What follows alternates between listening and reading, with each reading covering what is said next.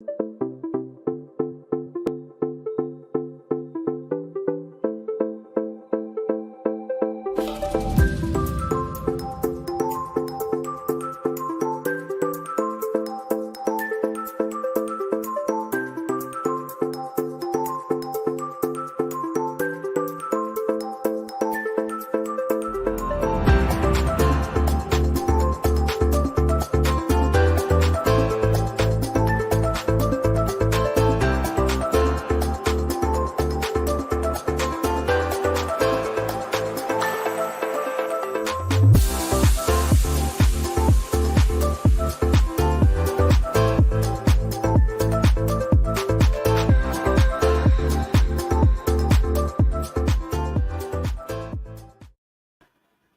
everybody, and welcome to this evening's stream, or this afternoon, or this morning, depending on where you are in the world. Thank you so much for joining me and tuning in. This month, April, is a month where I am focusing more on my YouTube content, and I'm trying to be more engaged with my audience, as I am super thankful to everybody that has supported me on my YouTube journey and is watching my videos, is hitting that subscribe button, is hitting the likes button and commenting. So I thought I'd do tonight a live Q&A. So please do hit me up with any questions that you have. I'm happy to cover off questions around career or DevRel or developer relations or technology questions or content creation questions, anything at all. Please hit me up in the comment section because I will get to your question and try and answer you. So thank you for joining me. While we're waiting for people to join in and come up with questions, I thought what I'd do is actually go through some tech news that has caught my eye and ask for some feedback and just start that ball rolling and catch off this evening's stream. So yeah, let's kick off with what's happening in the news, folks. So I think one of the first bits of news that I wanted to highlight or check up on was that Twitter have actually confirmed that they are working on an edit button. Now, I believe this feature is in kind of private preview if you are paying for Twitter, and that's now available to you if you're using Twitter in the paid feature. But they're testing it and hopefully going to be releasing it to the general public. So it'll be interesting to see how that's well received. I think we've all wanted a edit button on Twitter. So yeah, it'll be interesting to see if we actually get that or if we continue having to be paid customers to be able to get an edit button. But interesting to see that they've announced that they are working on it, because it's been one of those features that we have all asked for quite a bit. I know I've needed it a few times. I think I noticed last week I'd spelled a few things on tweets wrong.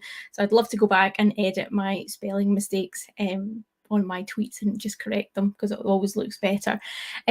So yeah, that's one of the bits of news that actually caught my eye.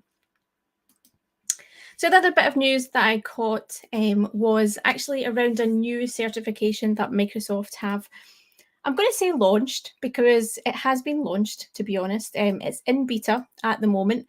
So it's a security exam, another one in the security realm, and this time it's the SC100 Microsoft Cybersecurity Architect exam. So as I said, it's in beta at the moment, and I think all of the offer codes to be able to actually sit this exam right now, or free, to sit this exam free, have actually been used. However, you can go and book this exam and sit this exam if you want. With a beta exam, there's always a small risk that you don't know necessarily, you don't have the learning materials yet at the moment for learning this beta exam. But if you look at the learning objectives for this exam, you'll be able to understand whether it's something that you're already doing, something you may already know, and it's potentially worth giving a shot.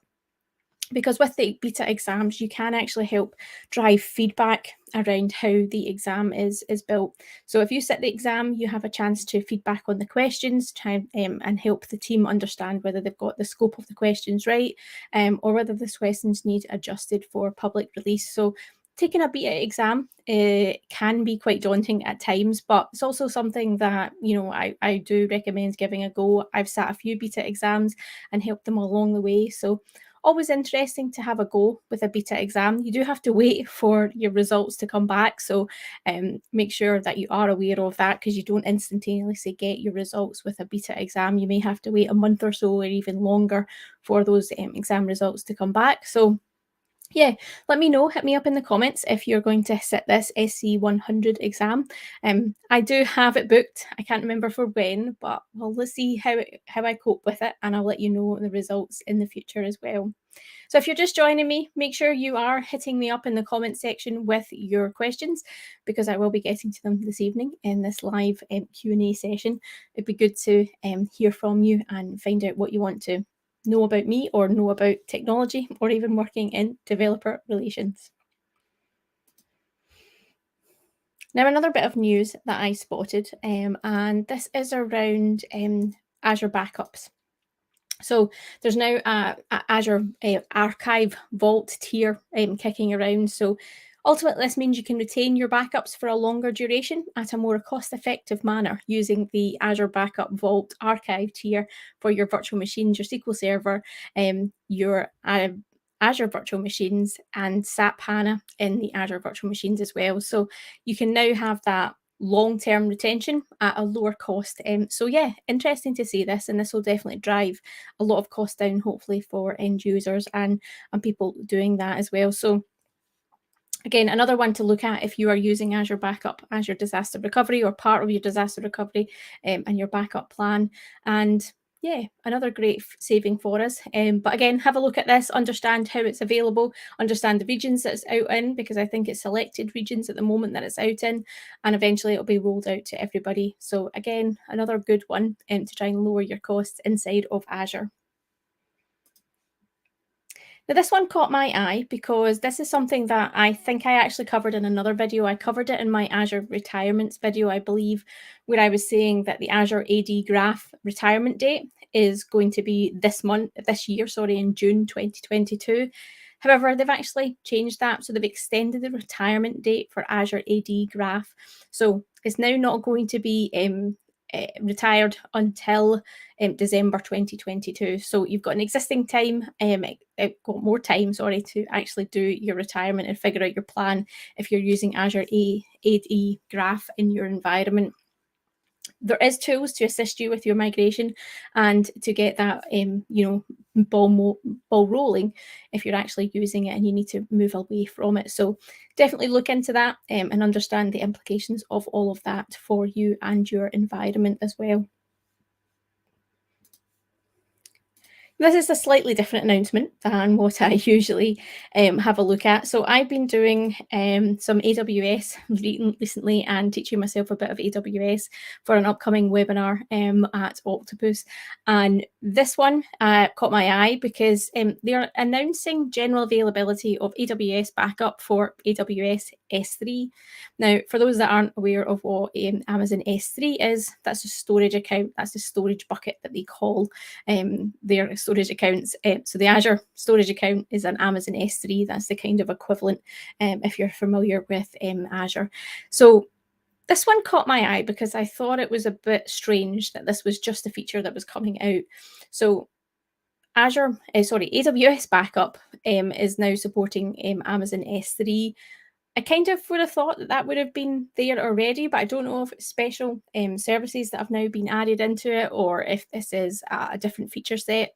But yeah, the AWS backup for Amazon S3 is now generally available. So interesting to see that feature has been rolled out and announced. So you may see me do a wee bit more of AWS. Let me know if you want to see more of AWS. I have been learning it, like I said, for a work webinar, but I don't know if it'll be something that I'll continue or whether it'll just be something I'll dabble in occasionally. But yeah, let me know if you want to hear more about AWS as well on these webinars.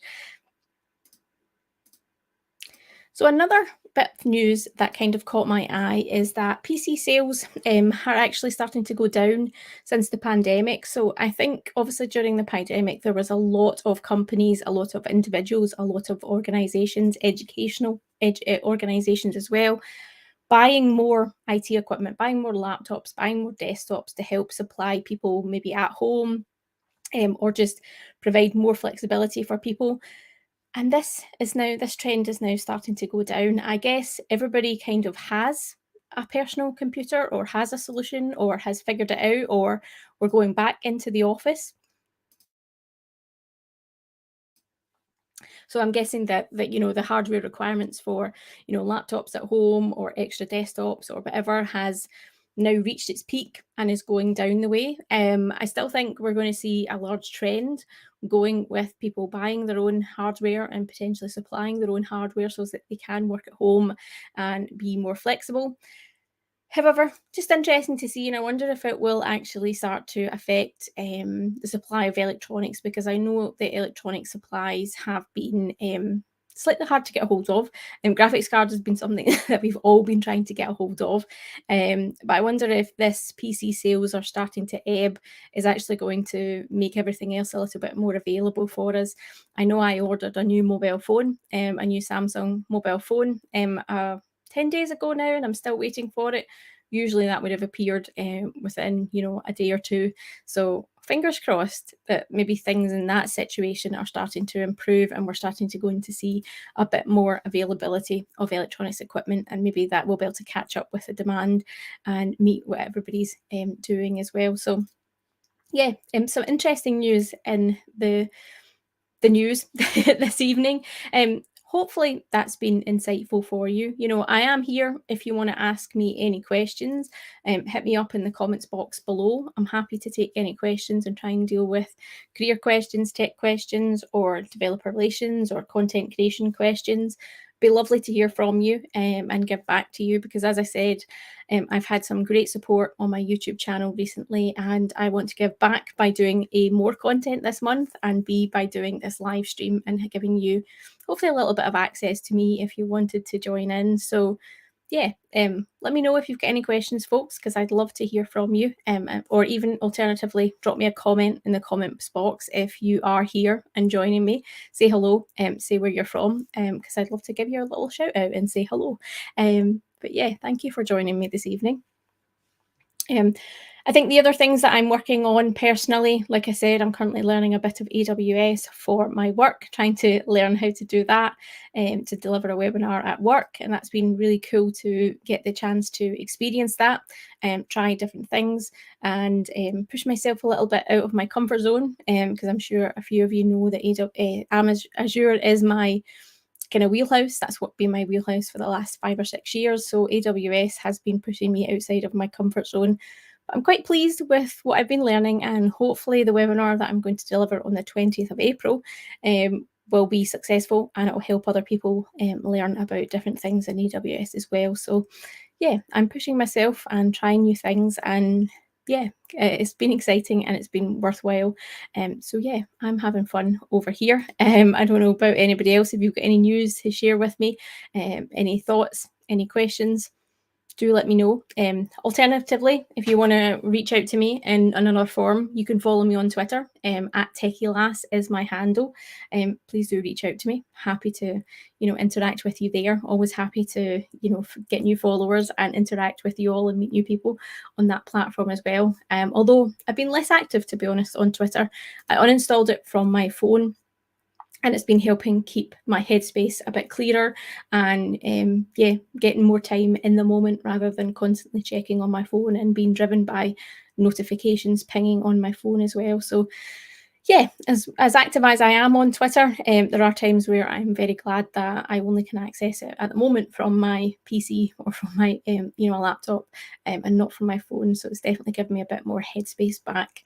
But yeah, and I definitely would recommend that. To be honest, I would recommend uninstalling some of your social media apps on your phone, and not having access to them, and having that extra headspace and just being mindful of being in the moment, enjoying that TV program that you're watching, and not constantly looking at your phone and checking and seeing what's happening, or enjoying going out for a walk without having to again check what's going on in your phone, or instantly sharing that picture that you've just taken of a gorgeous place. And yeah, being in that moment and enjoying that has definitely been something that I've enjoyed recently, taking off the social media applications from my phone. So yeah, that's been something that I've tried.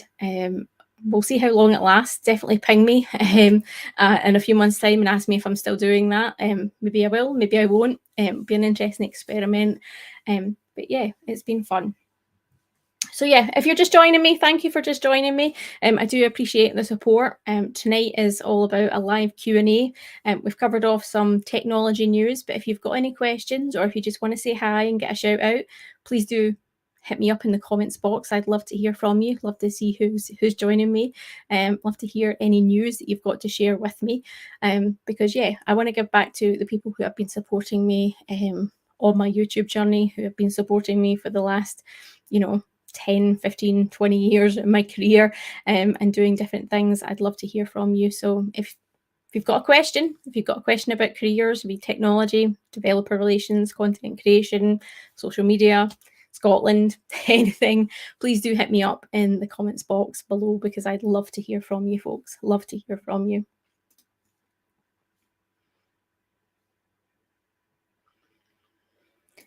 And yeah, as I said, even though I'm spending less time on social media, you can reach me on Twitter at Techielass. I'd love to hear from you, meet new people, and make new connections because that's somewhere else that I'm being quite active on as well.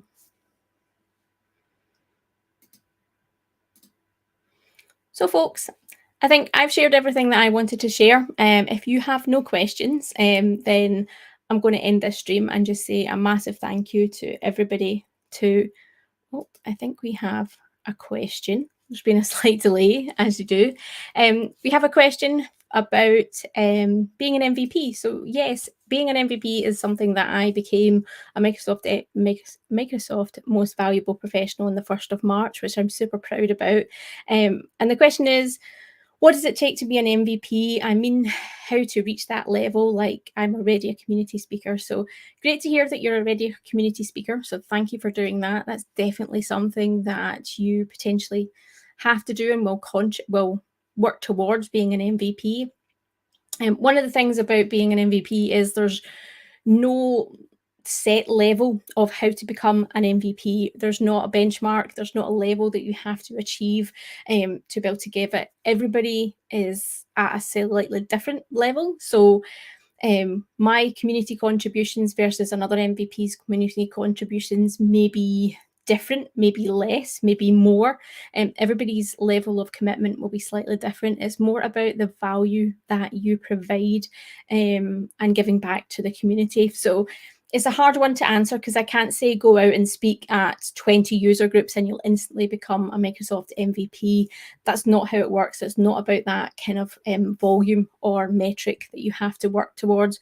What I would say, if you enjoy being in the community, then community speaking, organizing meetups, organizing conferences, blogging, tweeting, YouTubing, podcasts, all of that will contribute towards it. As long as you're putting value into the community, then hopefully you'll be recognized in terms of being an MVP. So it's one of those things, there's no official, you have to do X, Y, and Z. If you contribute to the community and there's value in it, then hopefully becoming a Microsoft MVP is something that will be achievable to you. Definitely do keep in touch with the MVP community because the only ways you can get nominated to be an MVP these days is either by another Microsoft MVP nominating you, or a Microsoft full-time employee or FTE nominating you. So you have to be nominated either by a Microsoft employee or a Microsoft MVP. So yeah, definitely keep inside that community and work towards it. There's a lots of MVPs out there that are happy to mentor people in the community and try and help them build their brand, build their status, progress in their career, and not necessarily mentor towards an MVP as such, but will help to mentor you and help you become who you want to be and guide you on the right path or steer you away from the wrong things and do things because they're the right things to do rather than they're just doing an activity to tick that box and become a Microsoft MVP. So yeah, that's probably a long-winded way of answering your question, but I hope that does help you some, and maybe it's something that I should share a bit more about in future videos. But yeah, if anybody else has got any questions, do let me know and pop them in the comments box and I shall try and answer them for you.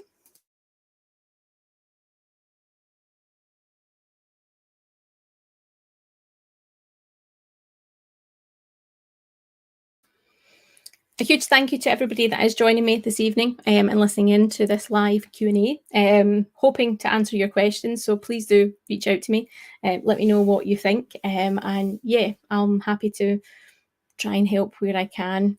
Good to hear that answer is kind of what you were looking for and has been helpful. So yeah, any other questions, folks? Happy to grab them. If not, you can always reach out to me on any of my social platforms. Probably the easiest one to get a hold of me is Twitter. I am quite active on there, and you can get a hold of me, even though I have uninstalled the app on my phone. I am still active on there during the day and whenever I'm on my laptop. So that's another way to connect to me and follow me on my journey and find out what I'm up to. But yeah, this has been quite good to get back into doing live streaming. It's always nerve-wracking doing live streaming, especially when you haven't done it for a long time, and hoping that people will interact with you and join you. So huge thank you to everybody that has popped up and watched this. Hopefully it's been fun. It's been good for me to do a live stream and get that skill back working again and getting that old muscle memory going in terms of presenting live to an audience. Please do look out for other videos. I've got lots of content planned for this month of April, and I'm definitely hoping to be more active here on YouTube. So yeah, if you haven't already, hit that subscribe button. If you've enjoyed my content, the big thumbs up is always a really great motivator for me, and it also helps the old YouTube algorithms as well, help the video progress onto other people. So yeah, any support you can give me is much appreciated, folks, and I hope you are all well, staying safe, and hopefully I'll catch you in another video as well, folks.